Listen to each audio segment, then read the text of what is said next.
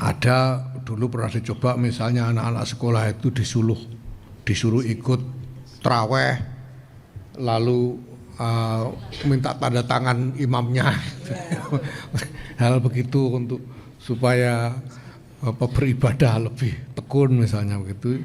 Tapi apakah itu model yang juga bisa kita andalkan? Ini tergantung, sebetulnya ya tergantung kerangkanya ini kita mau suruh apa anak-anak sekolah ini gitu, selama Ramadan itu gitu. Nah kalau di pesantren itu ya malah Ramadan itu lebih banyak ngajinya daripada di luar Ramadan gitu. Masih soal libur ini yang libur apa gitu loh. Sekolah, kalau sekolah itu sekolah yang mana? Nah, ya sekolah formal yang libur kan selama 9 penuh. Jadi ya wacana, tapi kita udah pernah sekolah libur 9 penuh itu dulu sudah pernah. Tidak libur juga sudah pernah. Ya. Dan kita sudah tahu apa yang kemudian bisa dilakukan selama liburan itu, sehingga saya kira ada evaluasi lah sejauh mana waktu libur selama Ramadan itu bisa memang lebih bermanfaat bagi anak-anak sekolah. Nah, maka menurut saya tergantung libur itu diisi apa. Kalau suruh libur, suruh tidur di rumah saja kan ya itu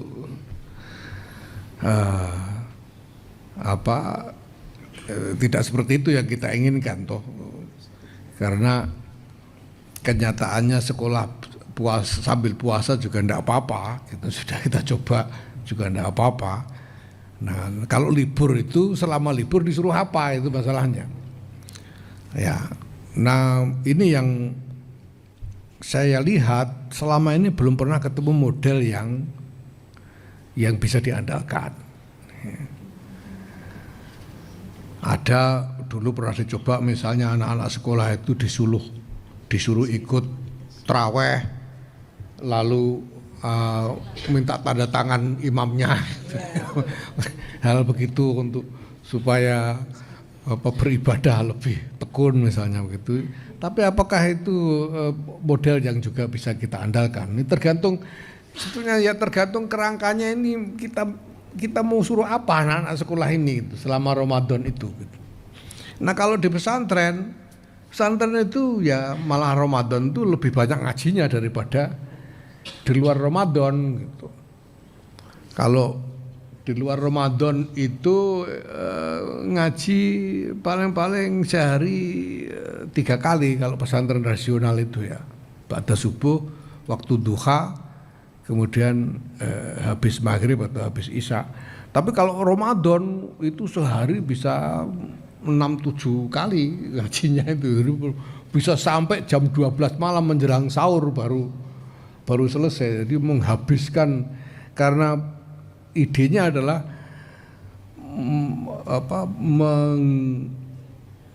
memanen barokah sebesar-besarnya dari bulan Ramadan ini, sehingga ngajinya malah intensifkan supaya barokahnya bisa dapat lebih banyak. Itu kalau pesantren ya.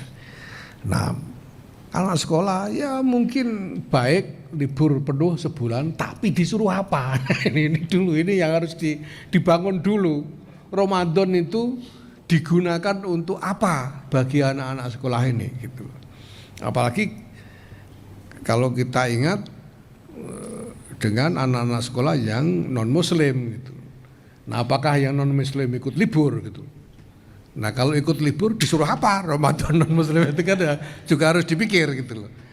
Jadi ini bukan hanya soal libur tidak libur, tapi libur untuk apa gitu. Nah, ini yang harus dibangun modelnya. Sudah pernah dicoba, tapi kami lihat selama ini belum ketemu model yang jelas ya, yang bisa kita andalkan. Dan kemudian soal PPN 12% ya. Ini kan undang-undang dibuat beberapa tahun yang lalu ya. Tahun berapa itu undang-undangnya?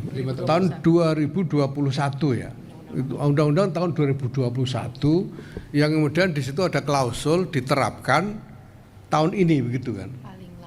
paling lambat paling lambat 1 Januari 2025 itu klausulnya kan begitu. Nah, maka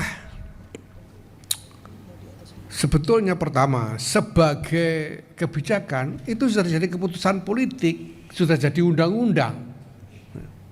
Masalahnya itu, ini sudah jadi undang-undang dan undang-undang itu sudah menyatakan diterapkan paling lambat tanggal 1 Januari 2025 gitu. Nah, tentunya ada logika di situ bahwa sampai dengan tanggal 1 2025 mestinya ada hal-hal yang dipersiapkan supaya memungkinkan untuk penerapannya tanggal 1 Januari 2025. Nah, maka ya pemerintah saya kira bertindak sesuai dengan pertimbangan-pertimbangan itu. Nah, buat kita rakyat publik ini, yes, mungkin saya tidak tahu ya, mungkin agak telat kita ikut ngomong soal ini. Sudah jadi undang-undang gitu. Mestinya dulu-dulu kita diajak ngomong juga, tapi 2021 itu kita nggak terlalu dengar soal ini. Nah, mestinya saya tempo hari saya mengatakan bahwa sebetulnya masyarakat ini butuh penjelasan yang lebih lengkap tentang kenapa harus ada kenaikan 12%. Apa yang menjadi alasan urgensi dari kenaikan pajak itu, dan apa yang bisa dijanjikan sebagai benefit untuk rakyat kalau itu naik. Kan ini bahan diskusinya harus itu, sehingga kita bisa bicara. Nah, sementara hal-hal ini memang belum cukup keluar dalam perbincangan publik gitu ya. Nalar fiskalnya bagaimana, bisa kita harus naik, ini kebutuhannya apa sih gitu, dan sebagainya. Tapi itu sudah jadi undang-undang, dan menurut saya sekarang yang dibutuhkan adalah bagaimana pemerintah berdiskusi lagi dengan DPR gitu loh. Undang-undangnya begini gitu loh. Kalau pemerintah punya pertimbangan tertentu, ya saya kira memang ya perlu bicara dengan DPR. Logika formalnya kan begitu. Nah, kalau ada keinginan untuk melibatkan publik di dalam wacana itu, nah, bisa diselenggarakan wahana-wahana yang memang secara sengaja diciptakan untuk mewadahi diskusi publik itu. Ya, ini kan menyangkut hal yang memang yang cukup kompleks ya. Soal fiskal itu kan nggak semua orang ngerti. Saya itu 3 kali 275 itu aja mikirnya lama kan. Jadi tidak gampang gitu. Ya, tidak semua sebetulnya punya otoritas untuk ikut ngomong gitu ya. PBNU ini sendiri, apalagi saya sebagai pribadi, PBNU secara kelembagaan ini juga belum punya sebetulnya instrumen yang punya otoritas untuk ikut ngomong soal itu.